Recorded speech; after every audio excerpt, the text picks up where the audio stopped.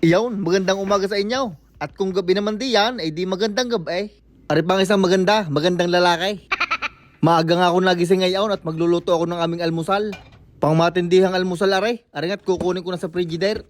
Alam na alam nyo are, masarap pag naitagaw ng ilang araw. Ari nga yung ating apritada na niluto nung isang araw.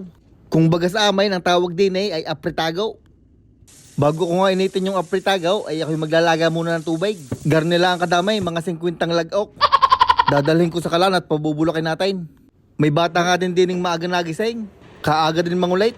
Napagdiskitahan na rin aking ilaw. Ari pang isang masarap na kapares ng ating apritagaw. Aring bahaw, ating isasangag.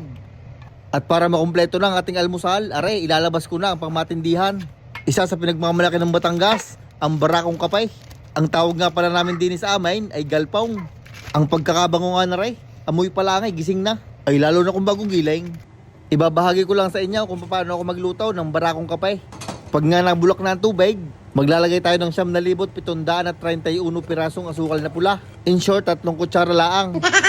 Hinalo ko lang ng 3 ikot, sabay tinakpan ko na. At pag nabulok na uli ang tubig, ay bubuksan.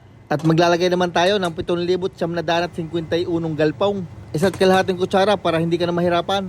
Pabubulakin lang ulit natin na rin. Hindi ko na nga hinalo at yan ay mahahalo habang bumubulak ang tubig. Tapos akin ang tinakpan at nilagay ang apoy sa pinakamahina.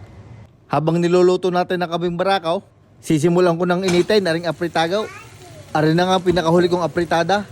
Gayak ngayon maglalagay pa ako sa freezer at kadami ko nga niluto. Abay lasa ko hindi na umabaw at mayat maya ng inulam. Pagka nga may pistahan sa amin o anumang okasyon, ay ari ang aking inaabangan. Yung mga natirang handa o mga tinagong ulam ay kinabukasan na iinitin. Ay sinasabi ko sa inyo ay mas masarap pa nung mismong pistahan. Ang pag-iinit na rin alaga din sa halot, baka masunog ang ilalim. At pagka yan ay mainit na at nagbubula ka na ay pwede nang hanguin. Ilalagay ko lang din ay sa mangkok. At din na din sa pinag-initin ng apritada, maglalagay lang ako ng kaunting mantika. Maglalaglag ng isang pinitpit na bawang. Lulutuin lang ng kaunti ng bumangaw. Sabay ilalagay na natin ng bahaw na kanain. Mas maganda sana kung galing frigidaire ang bahaw. Mas madaling lutuin at buhaghag ang kalalabasan. Malamig naman din sa amin kaya pwede rin aming bahaw. At para sa pampalasa naman, ilalagyan ko lang ng tig 94 asin at paminta. Tuloy lang ang halaw hanggang uminit at maghiwa-hiwalay. Pwede din kayong maglagay ng butter pero ring akay na hindi na. Mga ilang tos pare, pwede nang ahunain. Ari nga palang barakong kape ay niluto ko sa mahinang apoy ng mga 10 minuto. Tapos pinatay ko na ang kalan nang hindi na bumulak. At para tumining din ang latak sa ilalim. Pagkaluto ng garnay ay pwede nyo nang ilagay sa thermos. O kaya sandukin nyo ng garnay. Basta dahan-dahan lang para hindi sumama ang latak sa ilalim. At iyan na nga ho ang ating kaping barakaw. Ay anong pagkakabangaw. Iyon, kumpleto na nga ang ating almusal. Nainit na ang ating apritagaw. Naisangag na din ng kanain. At ready na din ang kaping barakaw. Pwede na tayong kumain. Bago nga ako mag-almusal ay hihigop muna ako ng kaping barakaw at talagang namiss ko aray. Aray isa sa pinakamasarap na kape na inyong matitikman.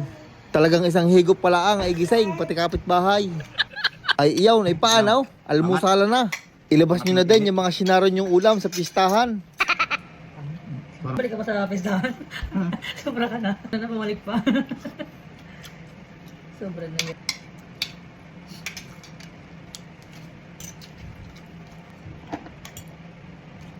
Asid. Maasid yan, di barako. Ano naman yun? Kailan ba ganyan? Mahapon.